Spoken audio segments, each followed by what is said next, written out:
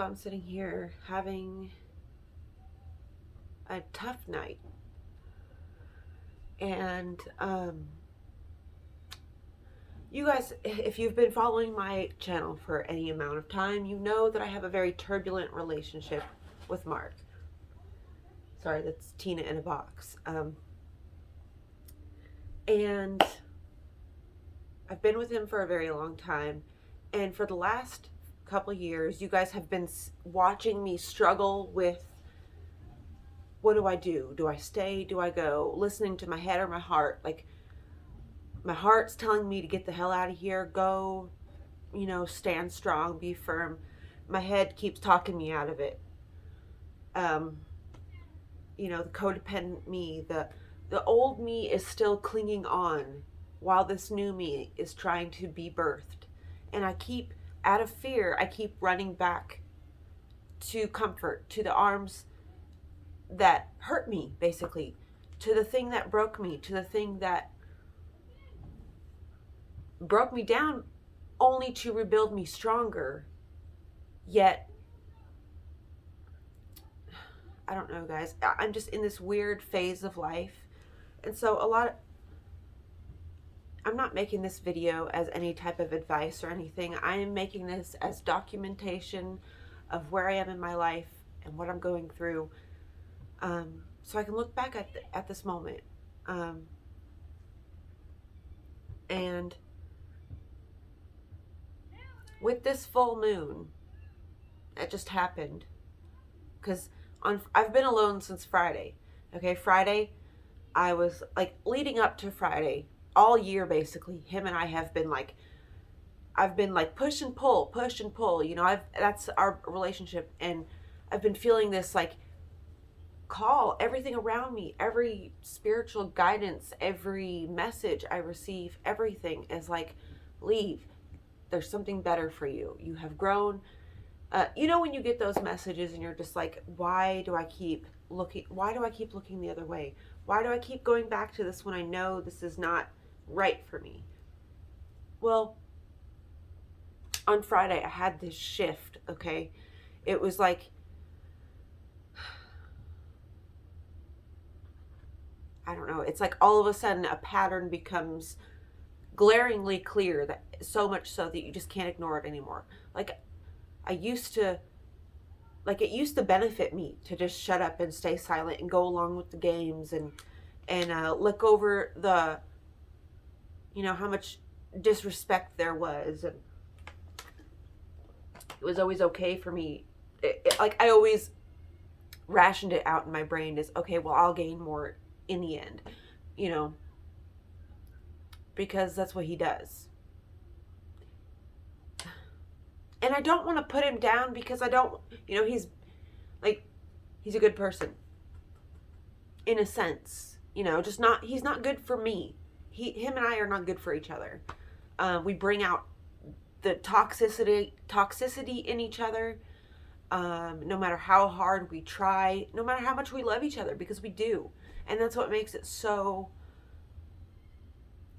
fights so chaotic, and that's what makes the love so passionate, and that's what makes everything so good yet so bad, because we do love each other. But there comes a point in your life where it's like, well, who do I love more, him or me? How much more disrespect can I put up with?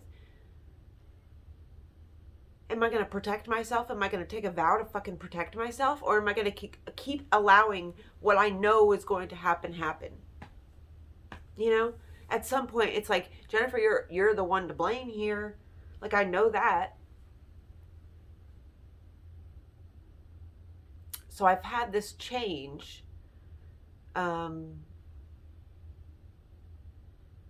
me. Something has shifted where I can no longer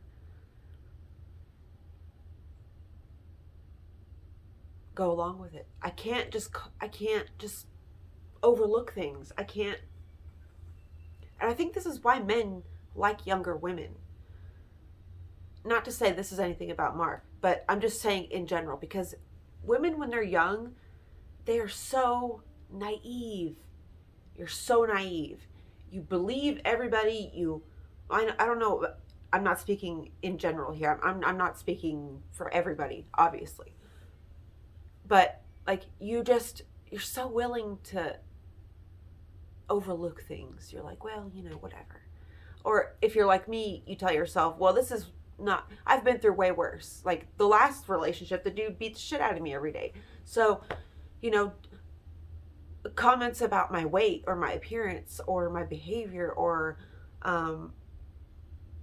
what I'm lacking, it doesn't feel as heavy. But it's at some point, after 12 years of it, and you grow as a person. I've been growing as a person. I've been changing. I've been turning into an actual woman. And I have been finding it harder and harder to just be like, yeah, it's okay. You buy me things. It's cool. I'm more like, man, I'll take everything you bought for me and I'll throw it in a bonfire. I'll start a motherfucking bonfire with it and then I'll dance naked around it as you call me crazy, just to prove to you that there's no doubt. There should be no doubt that I'm crazy after I do all that, So it's like I have no fear in that aspect because I'm at that point where I'm like, I don't give a fuck what you spent on anything. If it doesn't come with fucking respect and loyalty, I don't fucking want it. I don't want it.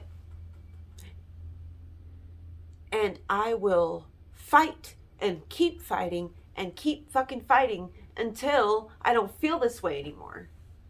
Until I don't have to fucking continuously tell a man how to respect me. Because like I just told Mark, you know what the fuck you're doing to me.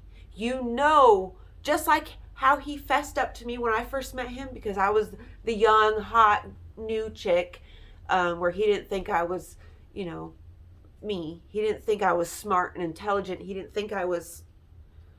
thought I was another dumb young girl who could be deceived. And I was deceived for a while. But I knew that it benefited me more to stay deceived than it did to call it out. And so I went along with it.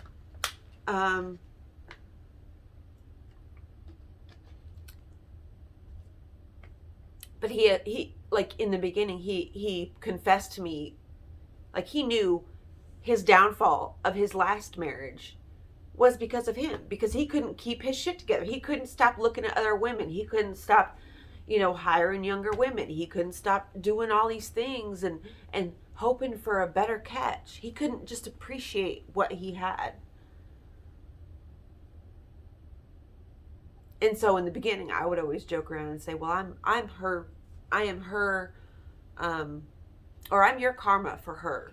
I'm the bitch that comes along when you fuck over a good woman, because I'm not going to sit here and play Miss Pretty Face and go along with your bullshit. I'm going to call every single thing out. And if you keep coming over here, obviously you like it. There's something you like, otherwise you wouldn't keep coming over. And so that's when you realize, I've got the power. I've had the power. He's just convinced me that I didn't have the power. He convinced me that I didn't matter when I was the only thing that mattered. Because you know what I bring to the relationship, even if I don't bring money? Because men like Mark, they need accolades for, in competition with other men. They need something to pull out and go, ha, well, this makes me better than you. And that's what I give to Mark. And I'm not saying that condescendingly. I'm not saying that like conceitedly. It's like being aware of your own power, okay? So then you can use it to your own advantage, because then you realize what they were taking from you. Do you understand? So it's not, you have to look at when people say, because I know somebody out there is going to be like, she's full of herself. You know what? You should be fucking full of yourself too. And you should fight for yourself and fight for respect and fight and demand it. And don't settle for some fucking douche. Now, this is me talking to myself. This is not me lecturing you guys. Let me make that clear.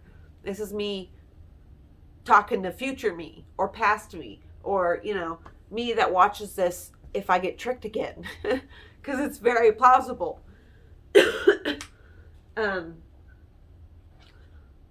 But it's just a roller coaster of emotions, and I don't want to play anymore. I don't want to play. I don't want it anymore. I don't want to guess where I stand with somebody. I don't want to fight with somebody because they know what they're doing to me. But then they're making me feel bad for my reaction, even though they know they caused that reaction. You know what I mean? It's like, it's just the same as if you were in control of somebody's insulin shots and they're diabetic, and you fucked around with that insulin shot, or you did something to make them have a reaction, that was out of their control because they have a mental illness.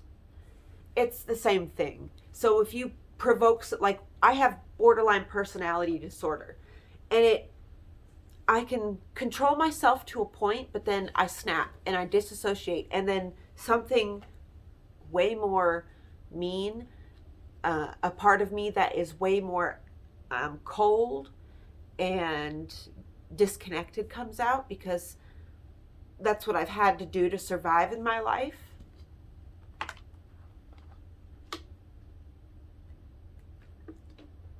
Because I come from a neglected, poor household, and I heard this guy on the internet today put it beautifully, how growing up poor and growing up neglected are two totally different worlds.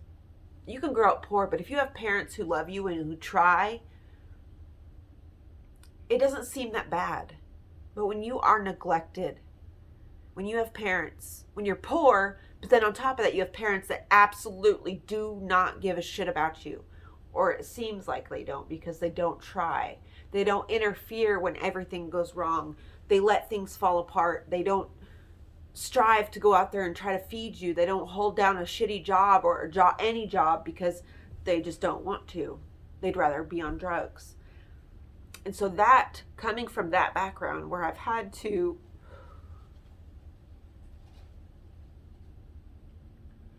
survive that,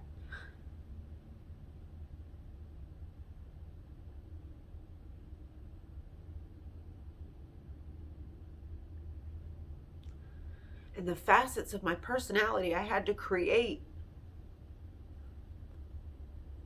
to not kill myself, it's really messed me up. And then on top of that, going into mental institutions as a teenager, being fed all kinds of antipsychotics and antidepressants and anti-this and anti-that, and then things for sleep and all these other side effects. I don't know, guys. It's just all...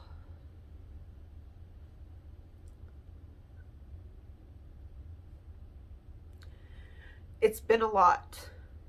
And at 34, I'm finally putting down my battle sword for other people. I am finally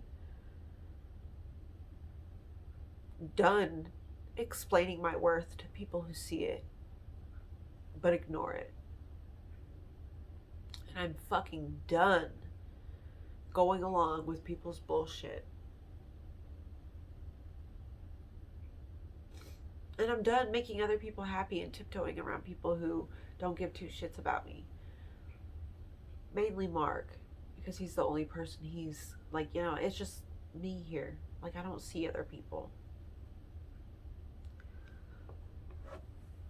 But thank God for you guys, because you guys are my lifeline right now and have been my lifeline. You keep me going. You guys, when you order art, or when you commission something from me, or when you watch my videos, you keep it in my mind that there are people that care, and this is not the end. It just keeps reminding me that this has always been a stepping stone. I'm going to go do something to decompress and try to chill out. I hope you guys are having a great day. Don't be worried about me. This is just like a diary entry. I am a strong fucking woman. And I will get through this. And I can get through this. And I will come out on the other side of this and